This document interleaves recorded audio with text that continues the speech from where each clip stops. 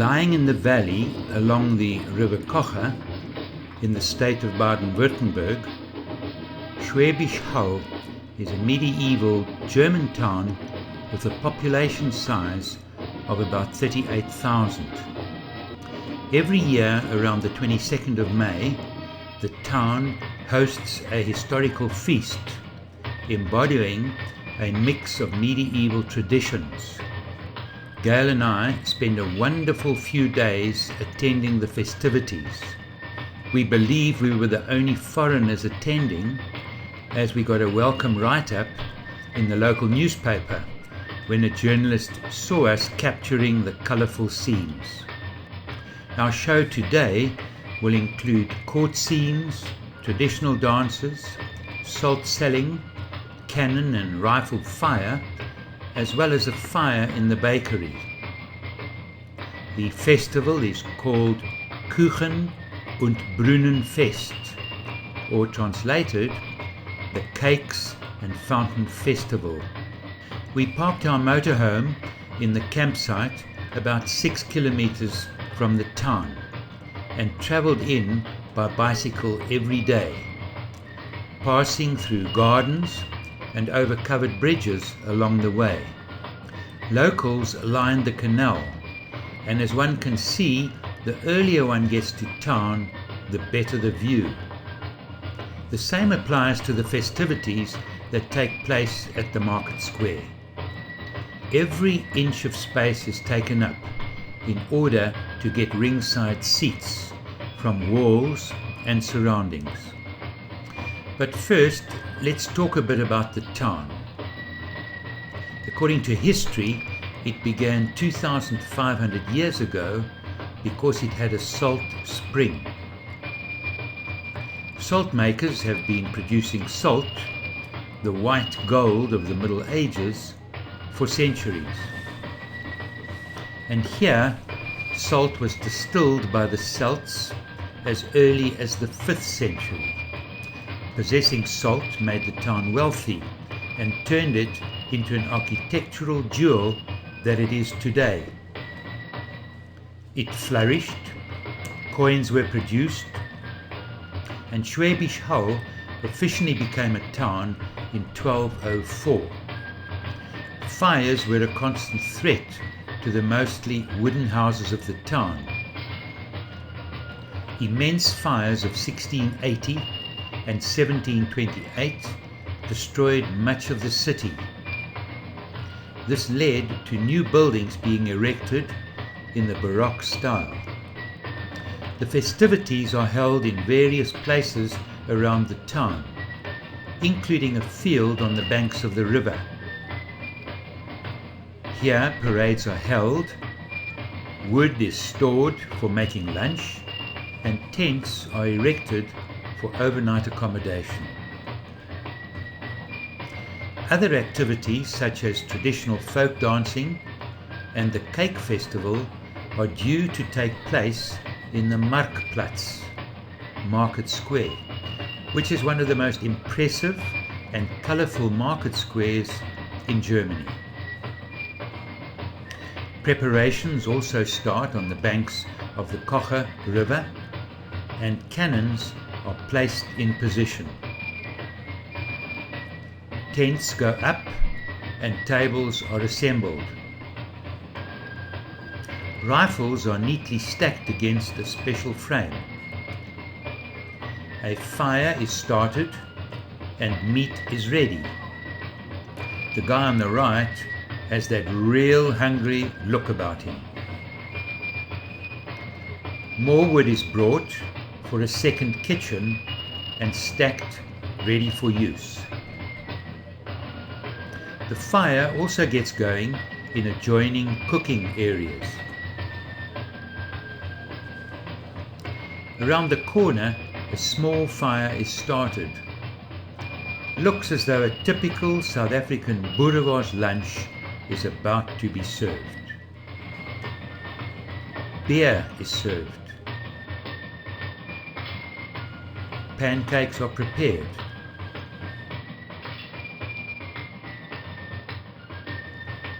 The officers have their mess located near the cannon firing position. An officer heads for the cannon in order to get it ready for the next day's demonstration, which will also include firing a working miniature cannon. The regiment lines up against a backdrop of magnificent buildings and the gathering storm clouds. At the market square, the mayor and other dignitaries take up their positions on the balcony of the town hall. Finally, the parade displaying magnificent costumes gets underway. But whenever there is a festival, there is bound to be a pub, and this youngster is about to have his first taste of beer. Wow, that wasn't bad, and the feeling is sort of different. Shyness in talking to the opposite sex seems to have disappeared completely.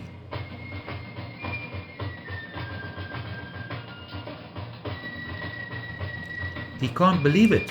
Another woman has arrived to join in. The second beer, or is it his fourth, tastes different.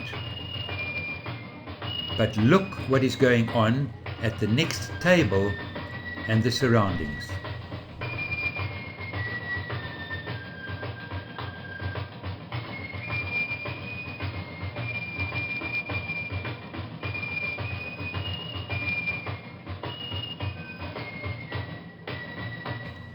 Our youngster has come to the rescue of this damsel in distress by giving her his arm while the husband looks on in horror.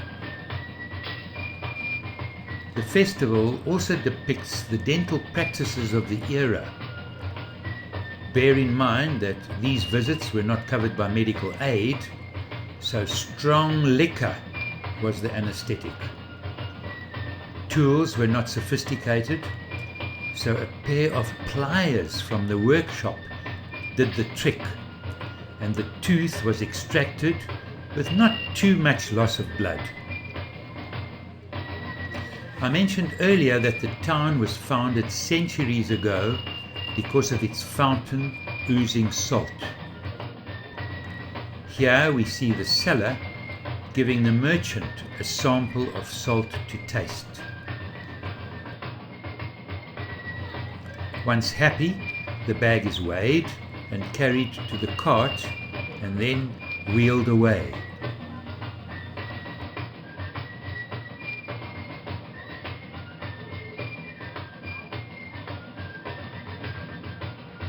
On the field nearby, activities continue with extra wood being chopped.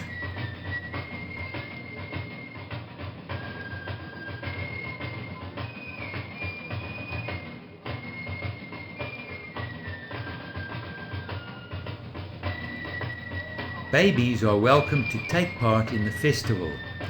However, I doubt whether dummies existed 300 to 400 years ago.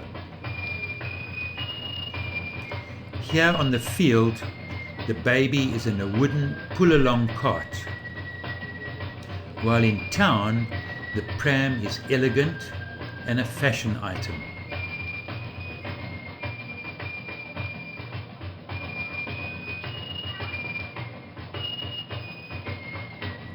Children too are dressed for the occasion and form part of the 500 or so locals who take an active role in the celebrations.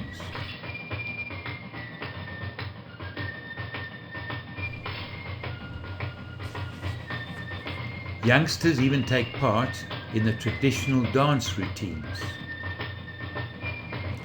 The difference in style of clothing between the three festive participants in the front and the visitors behind is unimaginable. Even the bodice has an elegant look about it.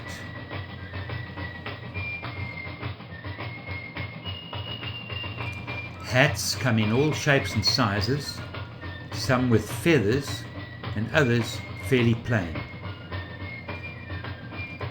The amount of time and effort spent in the old days in making this beautiful outfit must have been richly rewarding. It is Saturday and everyone is heading for the market in the square. Some have already bought their vegetables. Others have still to decide. The market square is also a meeting place for friends and family. It is a time and occasion to dress up. Children dash to meet their friends.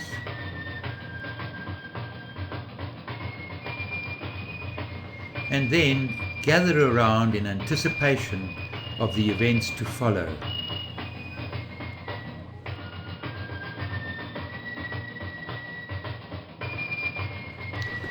Up until now, I've shown images mainly of ladies, babies and youngsters. But what about the men? The local judge is ready to pronounce a verdict. Here is a beer drinker showing off his hat, while a tramp reveals the result of a fight. Monks also take part in the celebrations. I've included this handsome guy, especially for you ladies present. What do you think? Even this gent is not too bad looking. Once again, feathers have been introduced to add character to the headgear. The security officer in charge of who may enter the town sports a mean-looking weapon, while this gentleman shows off the elegant robes previously worn. We now move to the market square, showing close-ups of the clothing and uniforms worn, as well as the weapons carried.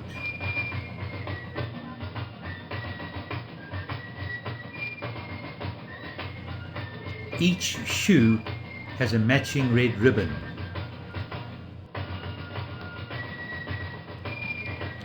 The males also have decorations on their hats and on the sleeve. This intricate headdress is neatly positioned on top of the hair. Peddlers bring their wares as the market is about to start.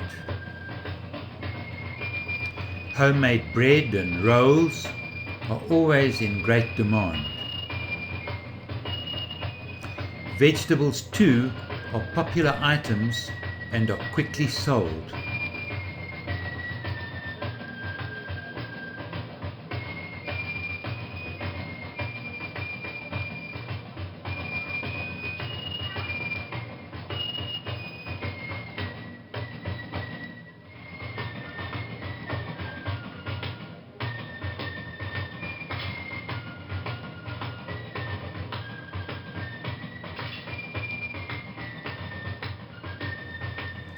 As soon as all produce has been sold, the square is cleared. The festivities also include scenes taking place in the Cocha River, which passes through the town. A raft is brought to shore and soon all are aboard.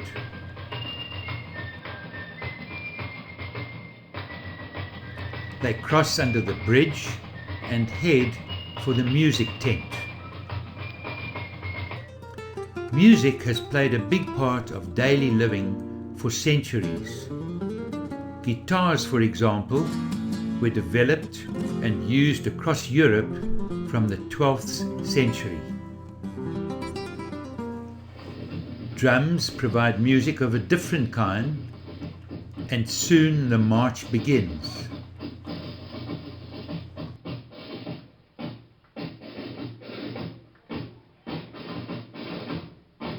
The parade reaches the market square with three colourful Baroque-style buildings as a backdrop. The drum as a musical instrument has been around for thousands of years. In fact, drums were used in religious rituals in China around 5500 BC. The flute is considered one of the oldest man-made musical instruments.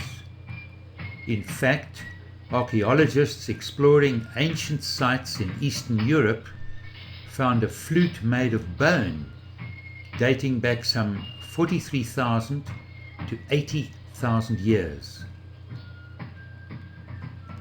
Preparations are underway for the awards ceremony, whereby folk responsible for boiling the salt are awarded.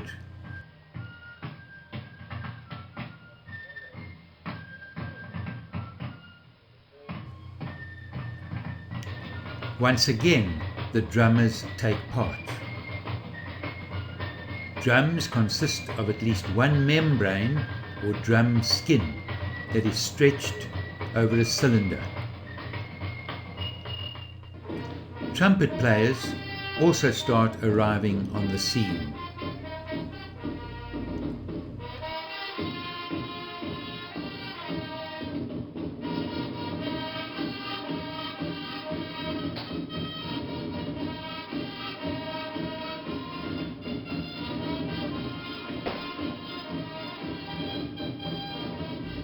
The most common trumpet is a transposing instrument pitched in B flat with a tubing length of about 148 centimeters. Modern instruments generally have 3 piston valves. Each valve increases the length of the tubing, thereby lowering the pitch. On the field, trumpeters are getting ready to provide music for the dance routine that is about to take place. Couples join hands and perform various custom dance routines.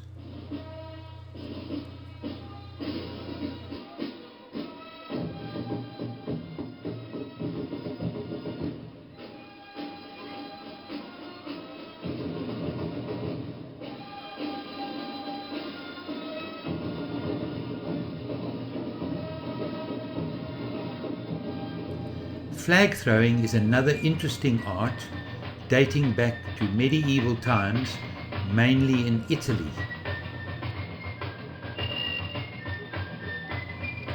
Flag throwers whirl their fluttering flags through the air, and as the act is considered a symbol of purity, it is not allowed to touch the ground.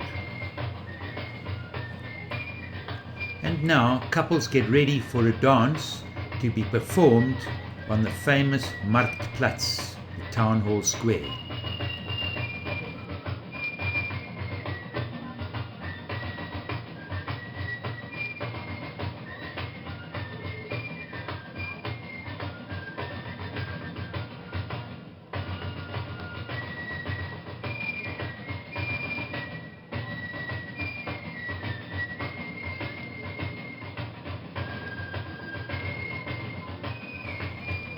After ending the dance, the riflemen come on parade.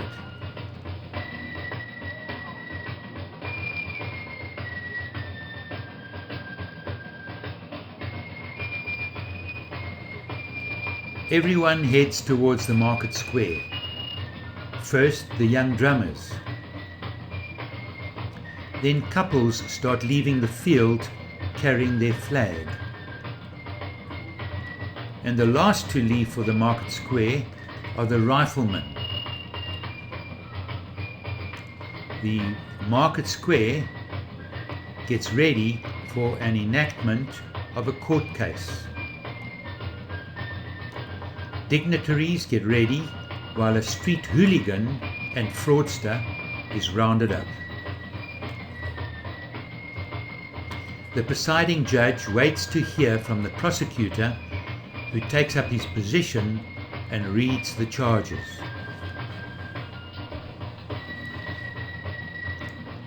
The perpetrators are put into stocks, which in medieval times were used as a form of punishment and public humiliation. They were then put in cages and towed to court. Charges implicating one of the women are read and the culprit pushed towards the court by a guard with a whip. It looks as if this character is being driven to the gallows, while a court jester makes fun of the event by sweeping the square in preparation of an award ceremony.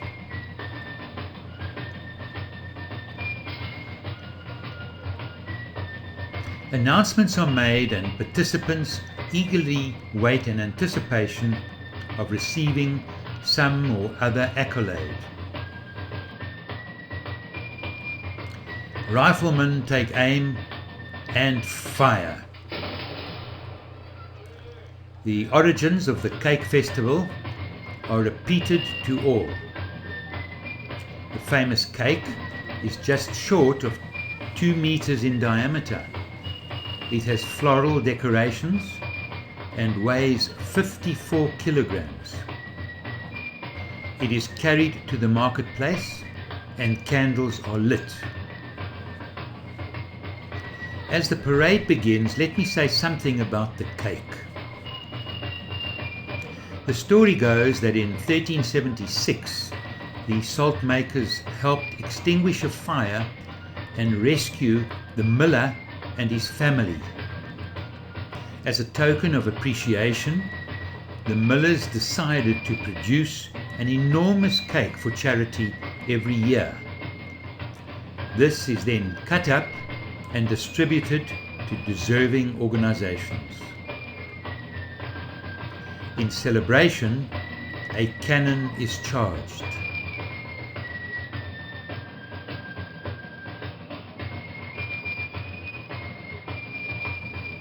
Fire!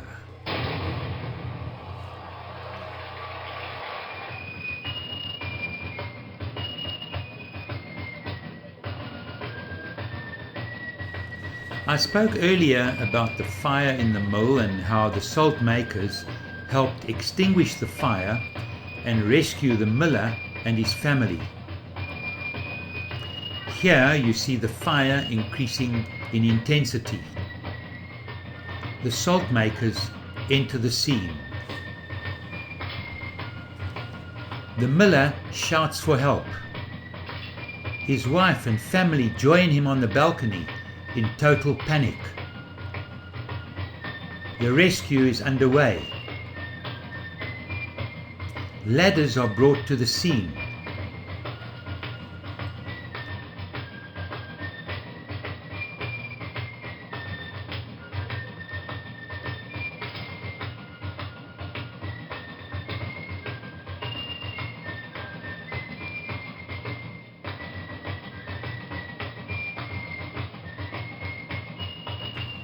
Buckets of water from the river are passed up and used to douse the flames.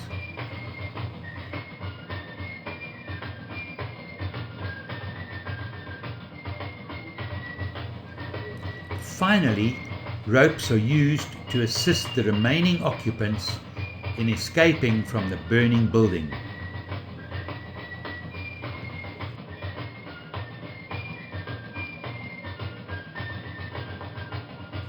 In celebration of the rescue, riflemen are all set ready to fire.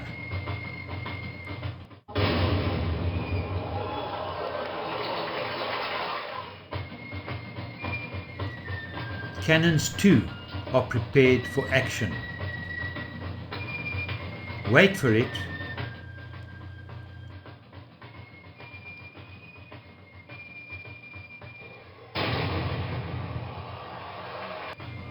With the smoke enveloping the scene, we say farewell to Schwäbische Hall and its 500 or so actors who have put in so much time and effort to entertain us to such a wonderful show.